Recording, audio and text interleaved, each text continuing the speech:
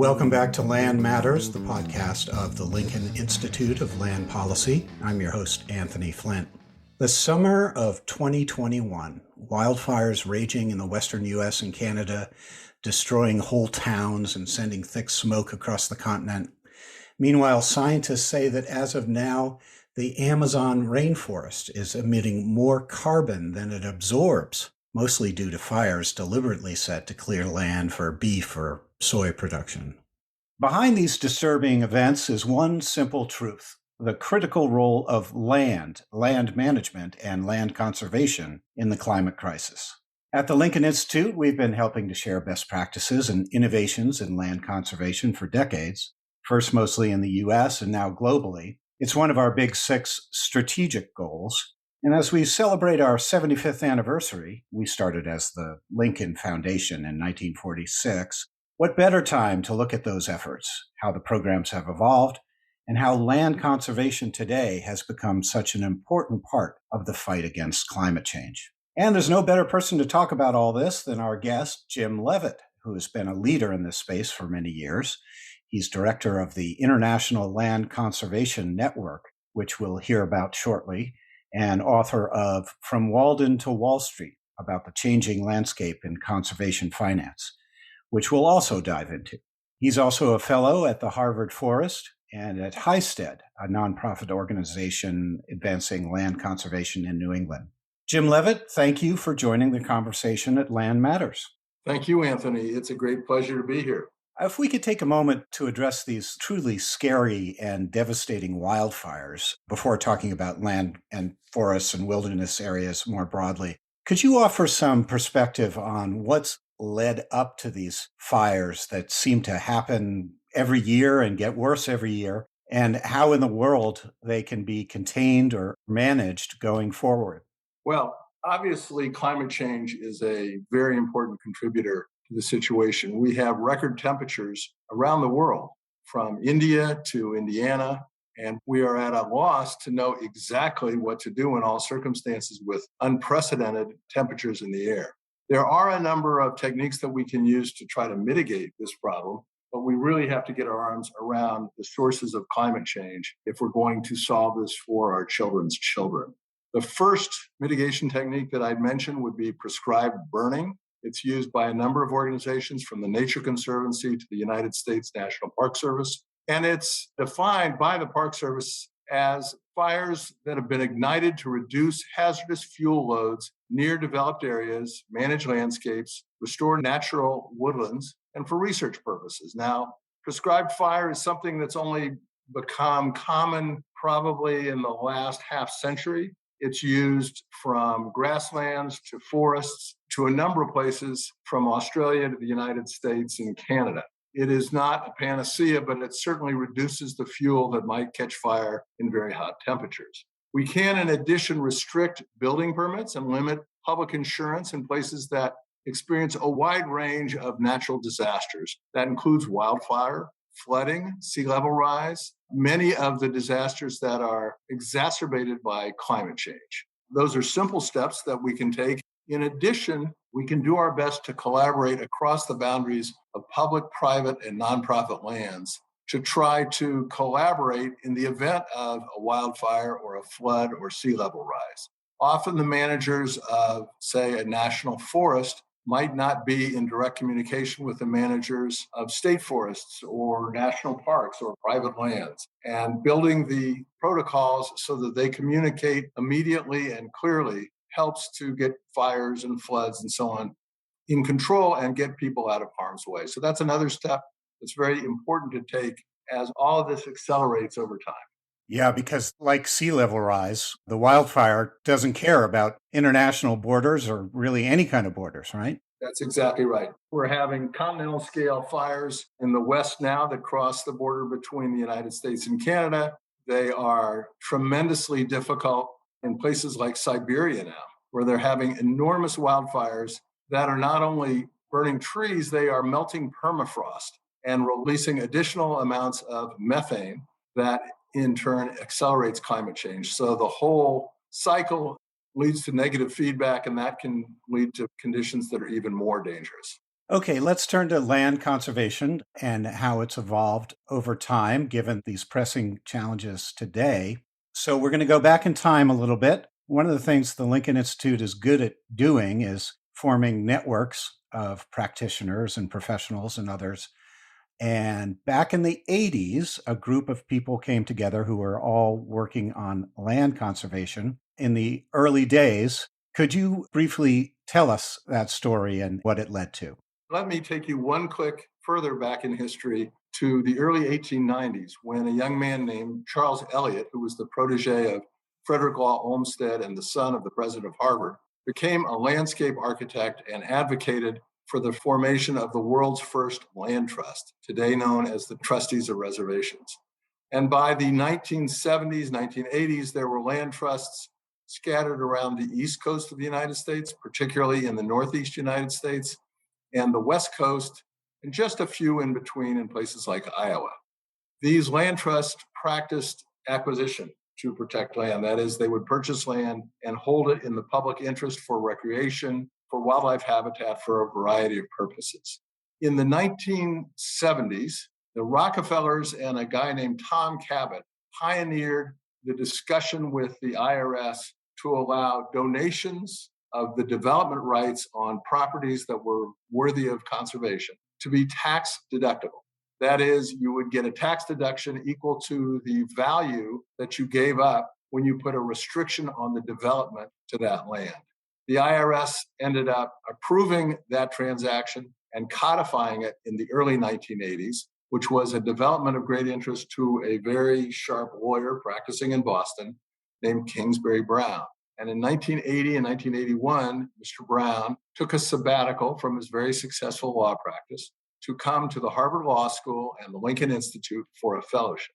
During that fellowship, he talked to land trusts on the East Coast and the West Coast that really didn't know much about one another, and the few in the Midwest, and decided to bring them together in 1981. And he wanted to figure out if there would be value in collaboration, particularly focused on this tax deductibility of development rights to land trusts.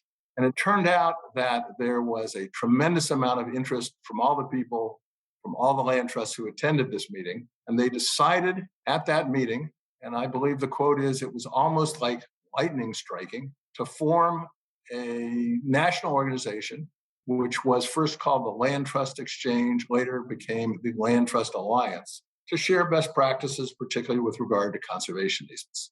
And that young organization became independent of the Lincoln Institute in the early 1980s.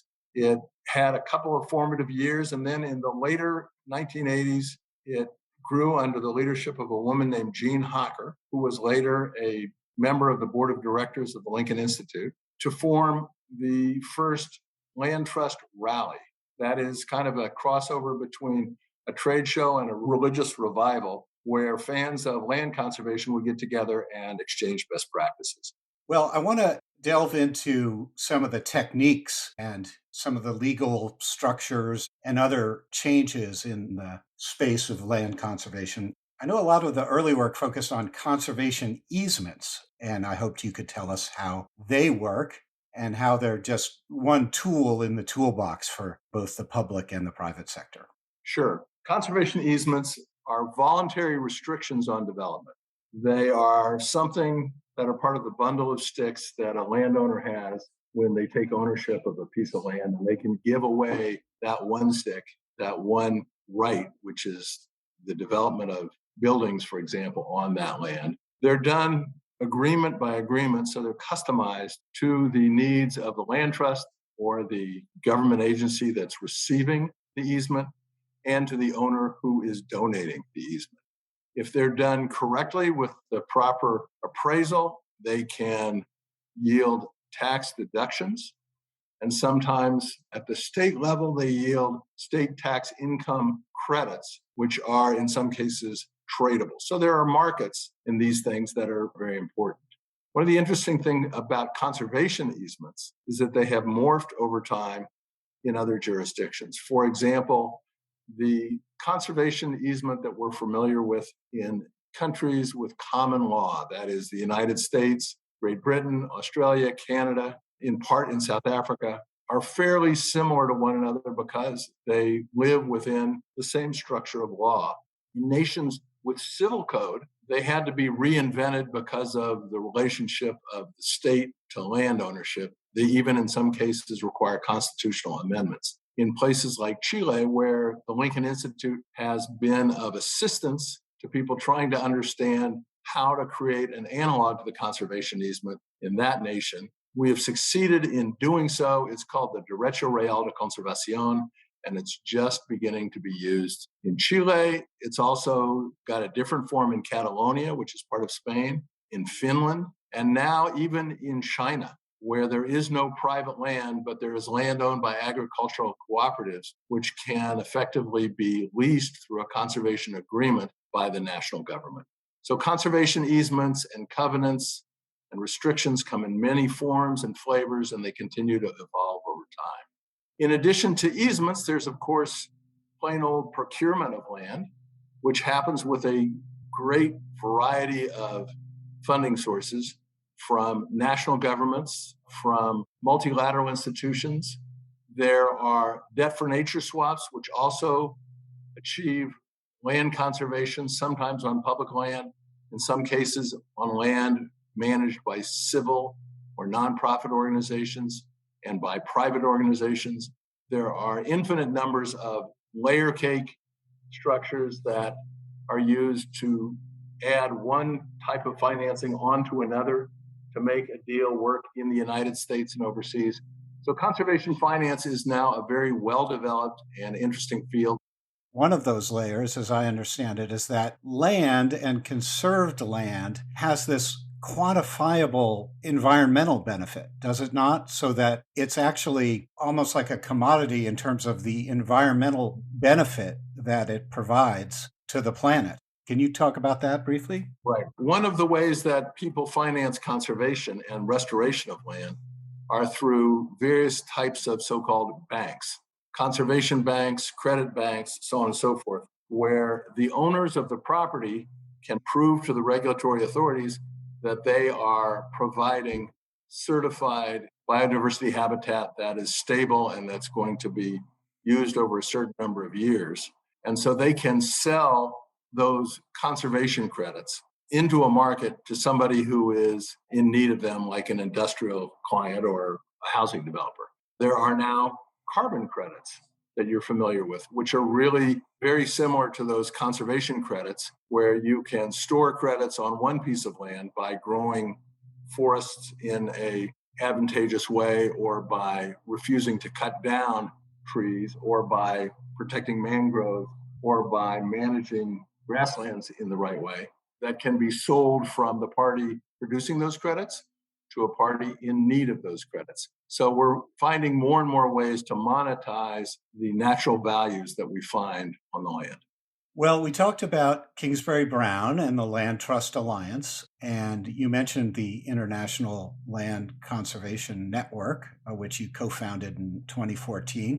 That's a bit like an international version of what happened with Kingsbury Brown and the Land Trust Alliance. Is that right? We started the ILCN. That is myself, Peter Stein, Laura Johnson, former president of Massachusetts Audubon, a guy named Henry Tepper, our friends Angelo Salsi and Anton Gazenbeek in the European Union, Tilman Disselhoff, a whole variety of people from around the world, thought that it would be a good idea to create an analog to the LTA for the entire globe. It doesn't operate exactly like the LTA because we don't have just one set of national rules and regulations to deal with. We have a multitude of national laws, of national regulations, of land use practices that we deal with. But we still find that there's a great number of techniques used to finance land conservation in the realm of law and policy, in stewardship, the use of technology such as geographic information systems to monitor that land. There are a multitude of really effective ideas that can be shared, and that is what the ILCN does. We have a global congress every 3 years. We're planning one in Barcelona in December. We're now in the midst of organizing a second cohort of the Large Landscape Peer Learning Initiative, and we are beginning now to put together curricula that will assist people who are working in the land trust that exists and the conservancies exist on 6 continents in more than 100 countries to master some of these advanced techniques in land conservation. And Lord knows we need that in the face of climate change. Well, that brings us back to the big question, coming back full circle. There have been all kinds of good reasons and worthy goals to protect wilderness and working landscapes over the years, biodiversity, for example. But would you agree that today the most important reason to think about land conservation is how it helps mitigate climate change? That's the big mission now, is it not? Well, it's certainly a central part of the big mission. There are a multitude of reasons to conserve land. I will tick off a couple of them, and climate change touches almost every one of those, if not all of those reasons. So it is a central organizing principle of what we do right now. But I would say that biodiversity conservation is at least as central to the mission of these conservancies as climate change is. And the two challenges are so tightly braided together and interwoven that they reinforce one another. Let me put it that way.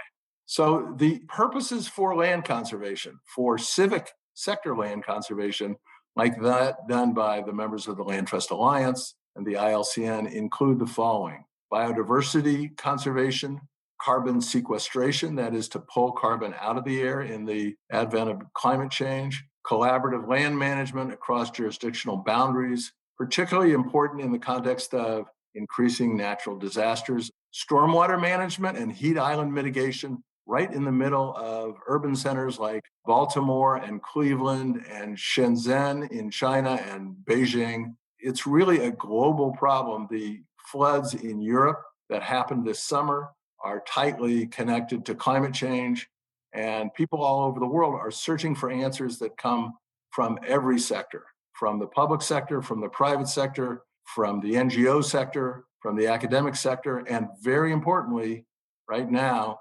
from lands that are managed and claimed by indigenous peoples around the world who have the ability to protect from development very large acres, numbers of acres in places like Canada, Australia, Brazil, Ecuador. It's really increasingly important for us to work through the civic sector to link arms with indigenous communities to protect land. There's also renewable energy facility siting. There's managing water stress due to drought and diminishing groundwater supplies. And there is the very basic problem of agricultural productivity. When the temperatures get hot and the groundwater declines, then it makes it increasingly difficult to maintain the high yields that we're used to in the modern world. So agricultural productivity is going to be high on the list for land conservation in years to come. Well, like a lot of things with climate, there's at least a 2-part challenge, and that is managing all the disruptions with plants and trees and wildlife, whether it's the insects that are moving around or living longer and devastating forests and then turning into tinder for forest fires. All of those kinds of disruptions, that's happening in real time. But then you're always thinking ahead to how land can be protected to continue to soak up carbon and do all the other things that advance the fight against climate change. It's really a great question, Anthony. And the global conservation community is gearing up to try to address that through international conventions like the Convention on Climate Change and the Convention on Biological Diversity and Ecosystem Services, both coordinated by the United Nations. So, for example, in the fall, in the third and fourth quarters of 2021, there will be a series of meetings both online and in person in Kunming, China, to try to set the goals for the Biological Diversity and Ecosystem Services Convention for the next 10 years for the decade between 2020 and 2030. Now, we are very proud to say that there was a target for conservation globally of reaching something like 17% of the Earth's surface as conserved protected land by 2020. And the estimate of the World Center for Protected Areas, which is based in Cambridge, England, is that if we completed the count of all the areas that are protected around the world in all 7 of the categories specified by the IUCN, that we will have surpassed that target in 2020. So the question is, okay, we've made some progress over the last couple of years. What do we do next? And the meme that is now gaining attention, and I think will probably be adopted, is 30 by 30. That is protecting 30% of the Earth's surface by 2030. And the United States, President Biden has already committed to reaching that goal. We actually think that that's an achievable goal, partly by counting every piece of land that has been protected to date, and partly by aggressively trying to expand land conservation through a variety of means, with particular emphasis on the civic sector, on doing voluntary land conservation in the United States that allows us to enjoy biodiversity, sequester carbon, have all the benefits that we've talked about, and do it with willing sellers and buyers of those conservation rights. But I don't want to sugarcoat this. It's going to be a very challenging task. The whole global scenario is going to be increasingly challenging with climate change. And so it's a situation, as many people have said before me, that will require all hands on deck. Well, it's certainly a scenario that gets more complicated with each passing day, and it's all right in front of us. So the planet is lucky, I would say, to have you and all your partners working so hard on all of this. Jim Levitt, thank you for this time on Land Matters. Thank you very much, Anthony. Well, you can learn more about all these initiatives by going to lincolninst.edu and clicking on Our Work. And there you'll see the strategic goal to sustainably manage land and water resources. As we celebrate our 75th anniversary this year, we're taking the opportunity to step back and look at all our programs, how they've developed and how they help address the world's toughest problems. And the climate crisis certainly qualifies there. There's more about all this by heading to our homepage. Again, it's lincolninst.edu and clicking on 75th anniversary. Also follow us on Twitter.